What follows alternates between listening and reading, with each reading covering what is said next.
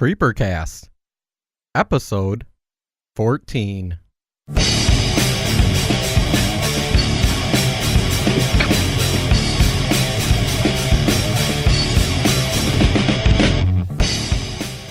You're listening to the Creepercast with Jeff and Jason.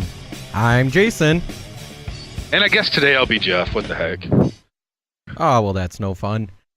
And you I just made it. I just made it up right now. And you are listening to the Creepercast, the podcast about horror, the horror genre, everything about movies, television, comic books, games. And joining us today, we've got a special guest, a comic book writer himself.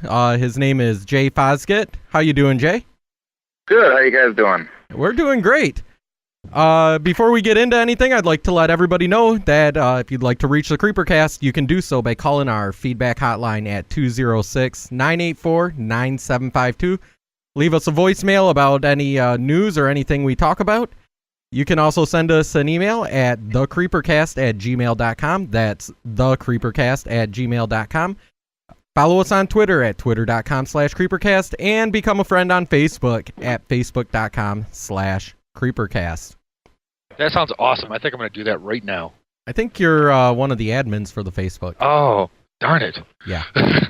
Okay, So this past Sunday, if you haven't been going to our Creepercast website at creepercast.com, go there right now, check it out, because you will see that we have a new podcast up, and it's all about The Walking Dead. That's right, the new AMC television series, The Walking Dead.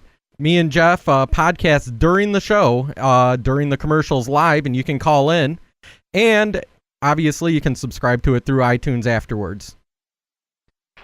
Which I think I might do that. Well, I would do that if I... Well, never mind. Okay. But since... But it was an awesome show. It really was. And what's great about it is that The Walking Dead isn't just a television show. It is actually based off of a comic book. And at the Scream Awards, The Walking Dead won for best... was it best comic? What was it, Jeff?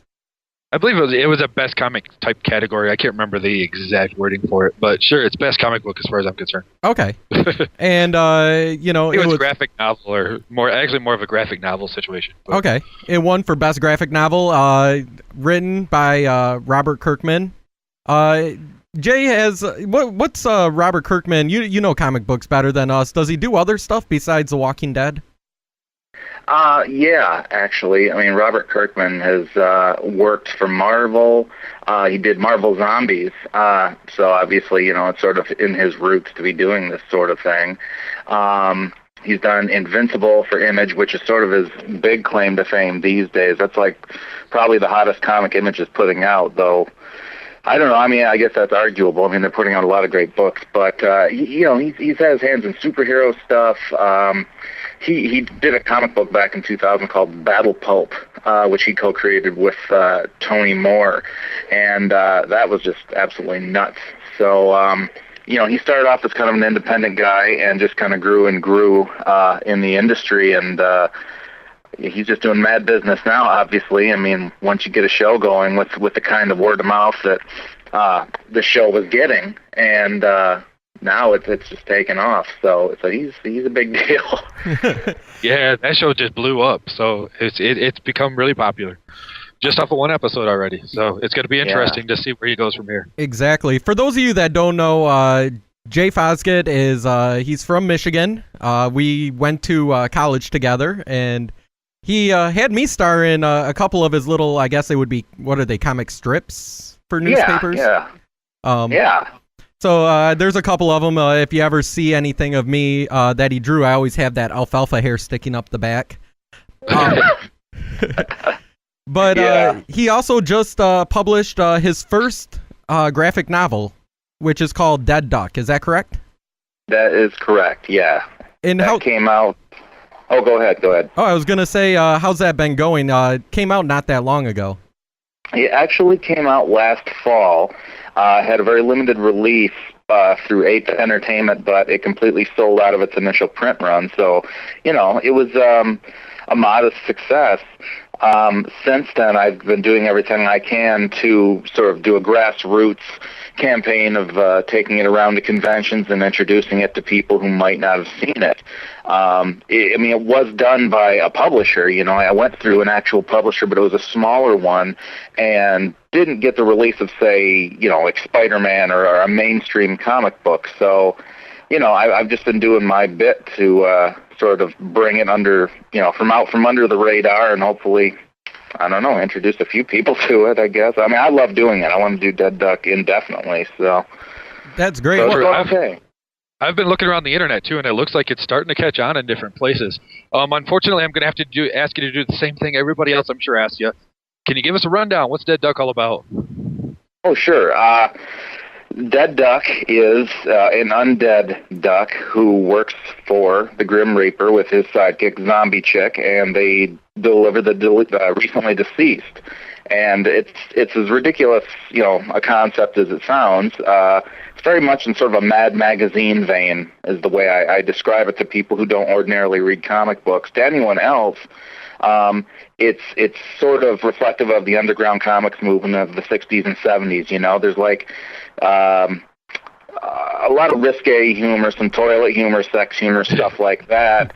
And it's mostly for sort of college-age audiences because that's where my mind is eternally set. That's where my sense of humor sort of lies, as Jason can, attest. So, but yeah, that's just that's what it is in a nutshell. Basically, the book is filled up with individual adventures with Dead Duck dealing with these different types of deaths, and there are always these extraordinary types of things, really weird stuff. It's not just, someone had a heart attack and he's picking them up. It's, no, this god from Norse mythology is going to die and I have to take care of that, and really weird stuff like that. And inevitably there's going to be a poop joke in there, so.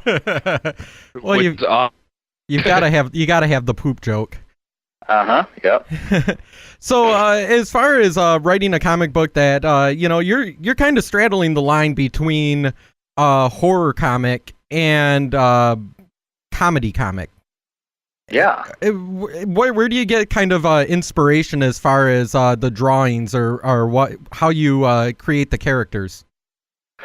Well, I mean, inspiration comes from everywhere. I mean, generally you can't pinpoint it, but with me, I'm fortunate that I wrote Dead Duck in such a way that I could take influence from anything I wanted and write any kind of story because the characters just are fit, and they fit within any type of story. But I'm a humongous horror comic fan and horror movie fan, so there is very much a horror element to Dead Duck, but because there's so much comedy to it as well, it's, you can't just say it's a horror comic, you can't just say it's funny. I mean, and there's some instances where it's touching. So, I guess, movie-wise, I've been inspired by, like, the Evil Dead movies, for example, and there's certainly a connection in those to The Walking Dead. And, comic book wise, I'm inspired by all sorts of cartoonists, from Mike Mignola, who created Hellboy, Guy Davis, who actually works on BPRD. It's a spin-off of the Hellboy comics. Chris Sanders, who directed Lilo and Stitch for Disney. I have a wide variety of influences, and they all show up in my work. And inevitably, it always comes down to the macabre, the sexy, and, poop humor, and those are the three elements. But tons and tons of influences. It's almost impossible to just pinpoint one. Okay. You mentioned Hellboy in there. There's been quite a rendition of horror comics that have come out. Some of the big ones that most people will know about because they've actually been made into movies. So it's kind of cross genres. You're talking like Spawn, as you mentioned, Hellboy, Blade, 30 Days of Night, Constantine, Ghost Rider. When you're growing up, I remember growing up and seeing, the Superman. Actually, I just heard that Superman's kind of getting darker now. Yeah, they're going to start it all over again, the franchise. But I grew up, reading Superman, Spider-Man. I didn't really get into this stuff. The first, I think, kind of horror-ish graphic novel that I ever got into was Neil Gaiman's Sandman. Mm-hmm. And when you're looking at this stuff and you kind of grew up reading it, and then you see it on television or you see it in the films, Does it ever look like, well, maybe they should have done it this way because this is how it was written, or? In some cases, yes. Like with Hellboy, I think, those are two of my favorite films, but they did deviate quite a bit from the comic book. Even though Mike Mignola, the creator, had a lot to do on set with the production, he allowed Guillermo del Toro, the director, to sort of take it in his own way, So, things like Hellboy's relationship with Liz, one of the characters from the comic, is way different than it is in the movie. In the movie, it's romantic. In the comic, it isn't. And, I had a little bit of an issue with that. At the same time, though, they had another character, Abe Sapien, played by Doug Jones, who's actually, I'm on friendly terms with. We talk a bit, and he wrote the foreword for Dead Duck. He's a wonderful, wonderful guy and actor. And I loved what he did with Abe Sapien, which was actually quite a bit different than it was in the comic, so I approved of that. So it can go back and forth. With 30 Days of Night, I was just okay with the comic book, even though it is a wonderful comic and maybe it's just me, I was just, okay with it. But I saw the movie and I thought, geez, this kind of improves upon it. And there are some weird instances where that will happen. That's just a personal thing. I'm not saying that, the diehard 30 Days of Night fans will probably, think I'm an idiot for saying that, but, that's just the way I perceived it.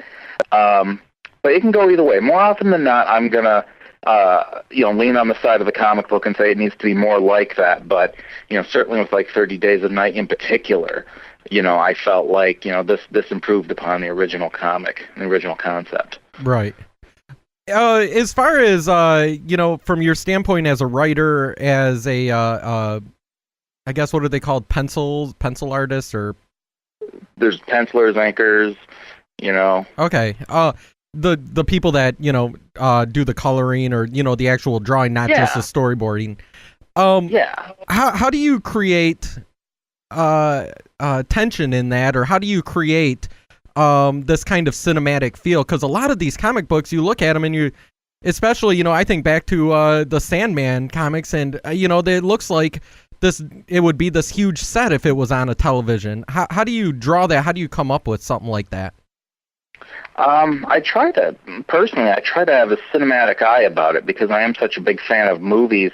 I try to think in those terms, I try not to just draw like a single panel from one of my comic stories as if I'm just taking a snapshot dead on, I don't want it to be boring. So I try extreme angles, something that tons and tons of comic book artists have been doing for the past, 60-odd years. Will Eisner, who created the Spirit, as far as I'm concerned, was the greatest at bringing cinematic techniques to comic books. And by no means do I consider myself on level with him, but I definitely do my best to adhere to that sort of iconography. It's kind of difficult for me, too, because, when my earliest cartooning influences were comic strips, that you would find in the newspaper. And by and large, those are just flat drawings. They don't try for a lot of depth, like visual depth in there. It's just, pretty much flat drawings. And I have that cartoony style, but I also try to do, like I said, more cinematic approaches like you'd see in comic books. So I'm sort of trying to mesh two styles together that way. And sometimes it works. Sometimes I could use a little more work, but it's my preferred method, at least.